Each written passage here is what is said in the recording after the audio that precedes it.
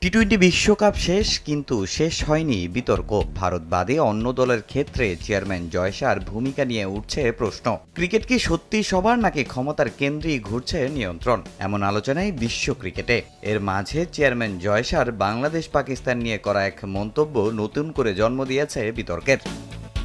যোগ্য দল হিসাবে টি-টোয়েন্টি বিশ্বকাপ জিতেছে ভারত, তবে তাদের টানা দ্বিতীয় শিরোপা উদযাপনে ধর্মীয় উপাসনালয় থেকে শুরু করে সর্বত্রই দেখা গেছে জয় শাহকে। নিজে ভারতীয় হলেও আইসিসি চেয়ারম্যান কি পারেন কোনো দলের শিরোপা জয়ের উদযাপনে এভাবে অংশ নিতে? তার নিরপেক্ষতা নিয়েও প্রশ্ন তুলছেন অনেকে। এসব আলোচনার মাঝে মুম্বাইয়ে ভারতীয় ক্রিকেটারদের সম্মাননা প্রদানের এক অনুষ্ঠানে হাজির হয়ে বিশ্ব ক্রিকেটে আইসিসির ভূমিকা নিয়ে কথা বলেন জয় শাহ। সঙ্গে এবারের টি-টোয়েন্টি বিশ্বকাপ নিয়ে বাংলাদেশ পাকিস্তানকে খোঁচা দেন আইসিসি বস। টুর্নামেন্ট শুরুর আগে অনেক কথা হচ্ছিল, কিছু দল খেলবে কিনা, বিশ্বকাপ হবে কিনা। আমি বলতে পারি আইসিসি কোনো এক দলের নয়, কোনো দলই আইসিসির চেয়ে বড় নয়। সব দল মিলেই এই সংগঠন।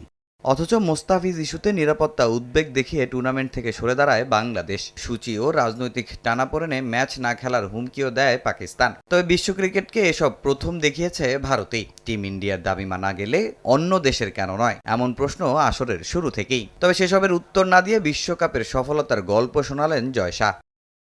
এই বিশ্বকাপ দর্শক সংখ্যার সব রেকর্ড ভেঙেছে। একসঙ্গে 7.2 মিলিয়ন দর্শক ম্যাচ দেখেছে। সহযোগী দেশগুলো দারুণ খেলেছে। ভারত ট্রফি জিতেছে, সঙ্গে আমি সাউথ আফ্রিকা, নিউজিল্যান্ডের মতো দলকেও অভিনন্দন জানাই, তারাও ভালো খেলেছে।